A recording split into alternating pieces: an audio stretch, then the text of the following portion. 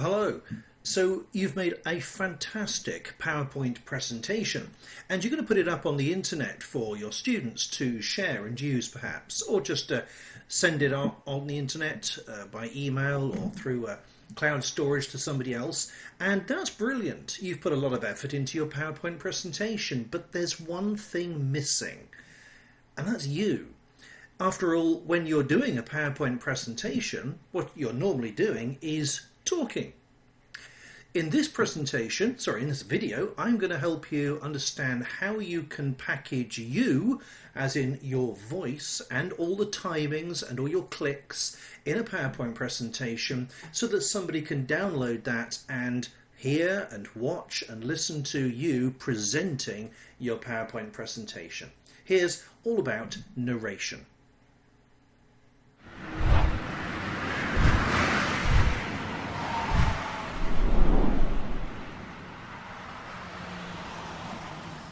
So what is narration? Well, it's basically like turning your PowerPoint presentation into a video.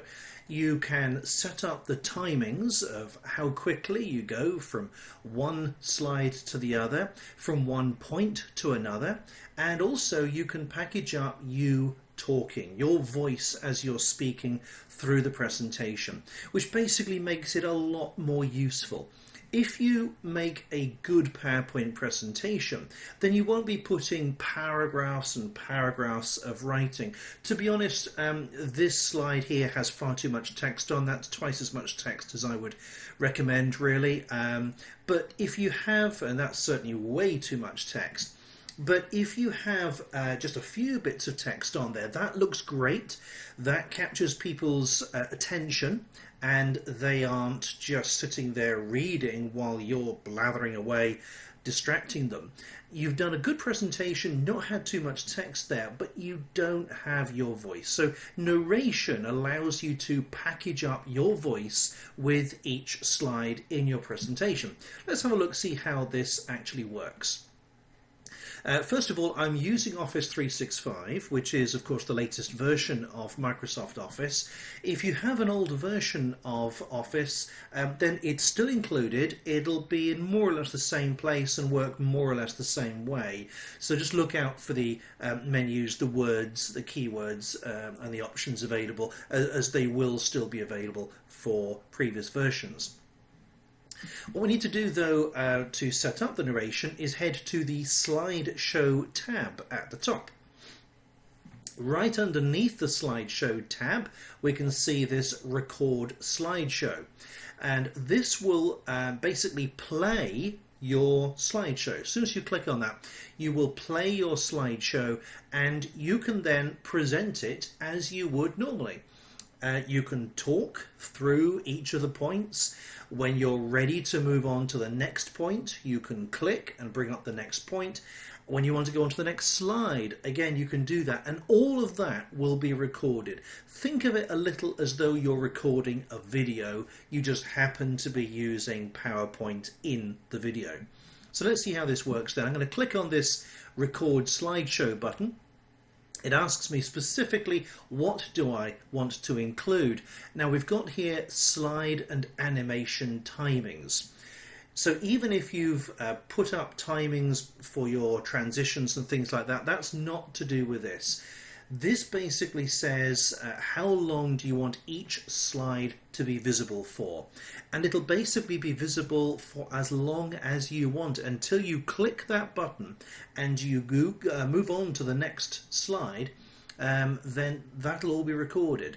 Animation timings, if you've got a bullet list as you have here on this second slide, when you click once, the first point will appear, and then when you click again, the second point will appear, and so on, and you can record that timing as well. So if you've got a lot to say about the first bullet point, then that first bullet point can be left visible for a longer period of time than the next one, which you might have not much to say about at all. Narrations, that's the voice, that's you speaking, and also ink and laser pointer. You might realise that you can record pen and ink on a slide during a presentation. Again, I'll show you how that works.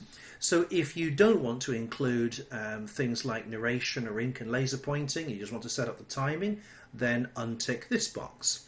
If you want to include your voice but you don't want to include the slide and animation timings, untick that box. I'm going to keep both ticked, and normally that's what you'll do. So let's hit start recording. So now we're playing the presentation and we are recording. You can see at the top left of the screen there, it's showing exactly how long I've been talking on this slide. By the way, if you decide that you really need the toilet, or you need a cup of tea, or you need to clear your throat or something, you can simply hit that pause recording button, and you can see now that little message is on the screen. It's no longer recording your voice, it's stopped, so you can clear your throat, go to the toilet, make a cup of tea, answer the phone, whatever it might be.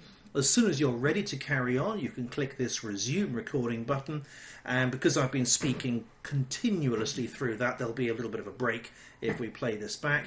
But basically, we can see we've got about 30 seconds or so now on this slide, so I'm going to move on to the next slide. Again, we've got an overall timer on the right of how long the whole presentation's taken, and this timing here is for how long I've been on this particular slide, or this particular bit of narration.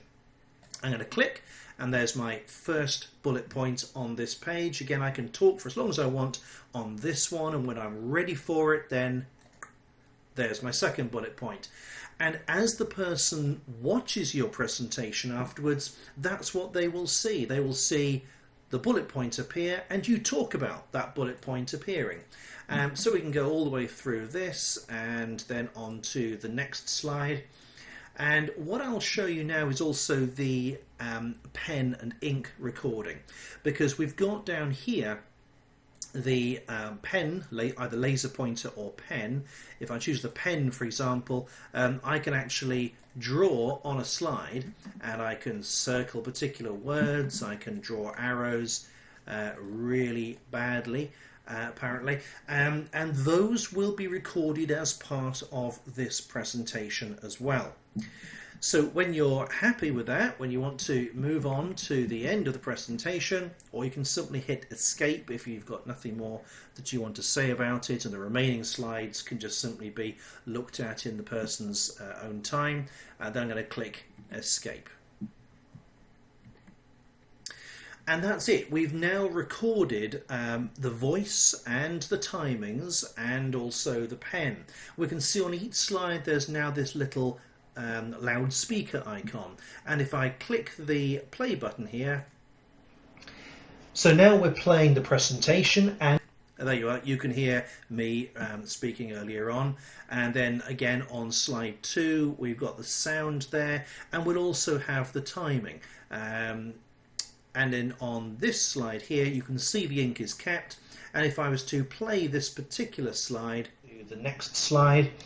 And what I'll show you now is also the pen and ink recording, because we've got down here the pen, either laser pointer or pen. If I choose the pen, for example, I can actually draw on a... There you go. So I won't force you to listen to me twice in one video, but you can see there that you've got all of that included, the timings, the voice, the pen and ink, it's all there.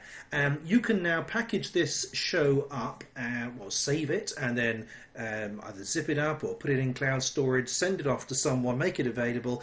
If you're a teacher, as I am, and you're making your PowerPoint presentations available for your students, for them to look at afterwards, this is a fantastic way of just adding to a presentation, so they can look at it, they can understand it better, you can explain it to them carefully. It's a good way of adding to a PowerPoint presentation. Now there's one final thing I just want to show you. If we go up to Set Up Slideshow, we're still in the Slideshow tab, we're going to go to Set Up Slideshow. You can see that the Advanced Slides option has switched from the default, which is manually, to the Use Timings if present. Now, obviously what will happen if you keep that option selected is that as the person plays your presentation, they will be automatically moved from one slide to the next, just as though you were there right next to them, clicking on each bullet point or clicking on each slide. However, if you don't want that, if you want instead for them to be able to choose when to go on to the next slide, then you can switch that to manually. Your narration will still be there, your pen and laser pointer will still be there, the bullet points as they appear on the slide, they will be there still, but the slide won't automatically move on to the next one. So it'll give them a breather, give them a pause. Okay, they've watched that slide, now they're ready to move on to the next one. So it's up to you which of those options you choose. Loop timings, if present, will basically turn your PowerPoint presentation into a video. That's almost what it'll be. It'll be a video that explains to them everything both visually and verbally. So I hope that this was useful to you. I hope I haven't gone on too much about this, but if you have any questions about narrations or recording a slideshow, please do leave a comment below. I do read comments, I do reply to comments, and if necessary I do respond by producing other videos. So any questions at all, please do get in touch. If you like this video, found it useful, please give it a thumbs up. It does make a difference. And what also makes a massive difference is if you haven't already subscribed, please just knock that little red subscribe button. That would be fantastic. Thank you very much indeed for watching this video. I hope to see you in another one.